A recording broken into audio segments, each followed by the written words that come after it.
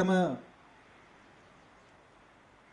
ඉතිහාසයේ අපේ රට පත් වෙලා තිබිච්ච තැනක ඒ තත්ත්වෙන් ගොඩ ගන්න විශාල කැපවීමක් කරපු අපේ ත්‍රිවිධ හමුදාව වෙනුවෙන් රටක් විදියට ඒ වගේම ජාතියක් විදියට ඒ වගේම මේ ප්‍රදේශවාසීන් අපි ඒ සියලු දෙනා එක්ක අත්කල් වෙන්න ගන්නවා. එදා ඔබ දිවිහිමියෙන් මේ රට බේරගන්න වැඩ කරනකොට එදා ඔබත් සමග අපි ඒ හදවතින්ම ඔබට සුබ පතමි. ඔබේ ආරක්ෂාව වෙනුවෙන් අපි නොයෙකුත් පුද පූජා පවත්වමින් ඒ ඉල්ලීම කරමින් ඒ බලාපොරොත්තුව අපිට තිබුණා මේ රට බේරගන්න අපේ වීරෝදාර සෙබළුන්ට පුළුවන් කියලා.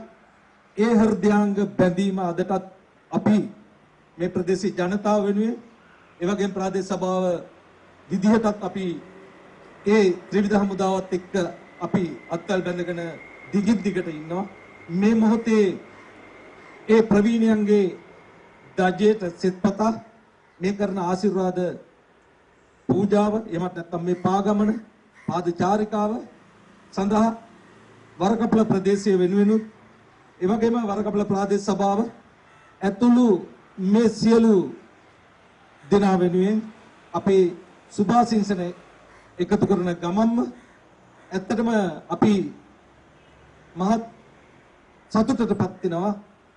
මේ කාර්ය කර ගැනීම සඳහා වරකපල ප්‍රාදේශ සභා භූමිය තෝරා ගැනීමත් අපි ඉතාමත් අපිට ගෞරවයක් ඒ වගේම අපිට ආඩම්බරයක්. ඒක අපි හෙටටත් මේ සඳහා මේ රට බේරගත් වීරයන් වෙනුවෙන් අපට කළ හැකි කාර්ය කිමක්ද ඒ සඳහා අපි අප වෙලා ඉන්න ප්‍රදේශවාසීන් විදියටත් වරකපල ප්‍රාදේශ සභාව විදියටත් සභාපතිවරයා විදියටත් අපිට කරන්න ඒ වෙනුවෙන් කරන්න අවශ්‍ය මොකක්ද ඒ සඳහා අපි උවමනාවේ ඉතාමත් ඒ හමුදා සෙබළු වෙනුවෙන් ගෞරවාන් හිතව අපෙන් කරන කාර්ය කිරීමට අපි බලාපොරොත්තු සැදී පැහැදී ඉන්නවා.